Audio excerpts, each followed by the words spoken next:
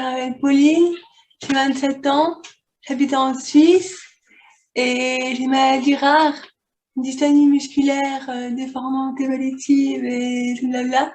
Voilà.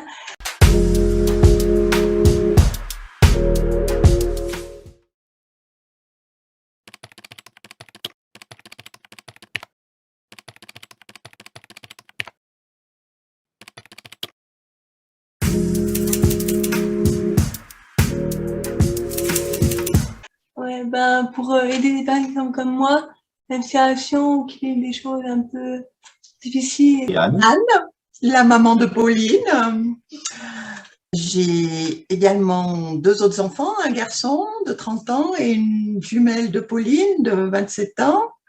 Je suis divorcée à plein temps de l'accompagnement de Pauline et puis de l'entretien de la grande maison dans laquelle nous vivons, entourée de dizaines d'animaux. Ouais. Et puis, je souhaite témoigner parce que oui, mon parcours de vie peut peut-être aider des parents qui prennent la maladie d'un de leurs enfants et puis arrivent dans un chemin vraiment inconnu. Donc, peut-être que mon expérience peut permettre d'éviter certains écueils et puis de trouver des solutions plus rapides à des problèmes qui peuvent apparaître. Voilà.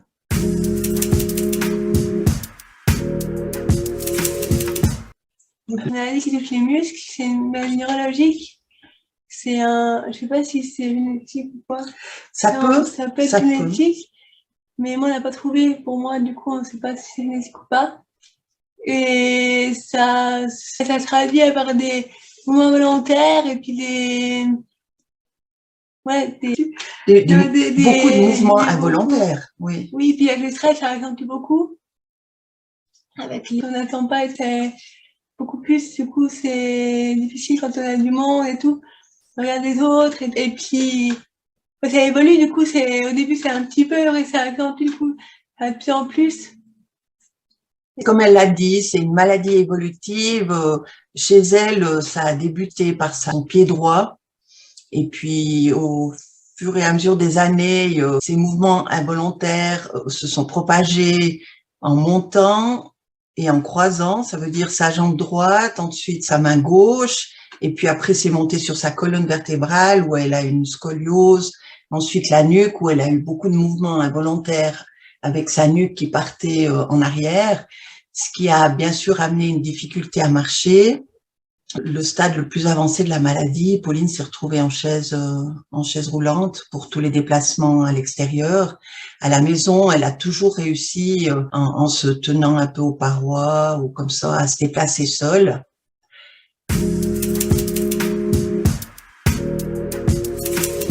Et 6 ans, quand ça s'est passé, du coup, je me rendais pas vraiment compte. J'étais petite et puis je comprenais pas pourquoi je marchais comme ça, avec tout le monde qui était en sang et tout. Je comprenais pas et puis je me faisais pas trop de soucis parce que je me disais, bon, on est petits, on continue à jouer, on ne se rend pas vraiment compte. C'était vrai, j'ai tout le temps fait comme si c'était normal et tout. Avec les médecins et aller, puis c'était normal pour moi, il n'y avait pas de soucis, quoi.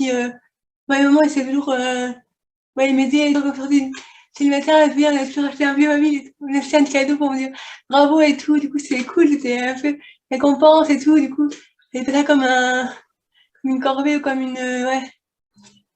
Et du coup, ça a été dur au moment où je me suis rendu compte, quand j'étais à l'adolescence, ça a été plus dur parce que c'est vraiment, c'est différent, tu peux pas faire comme les autres, et c'est plus dur là, mais j'ai toujours été dans l'acceptation, puis à me dire que c'est comme ça, puis tu peux pas faire autrement.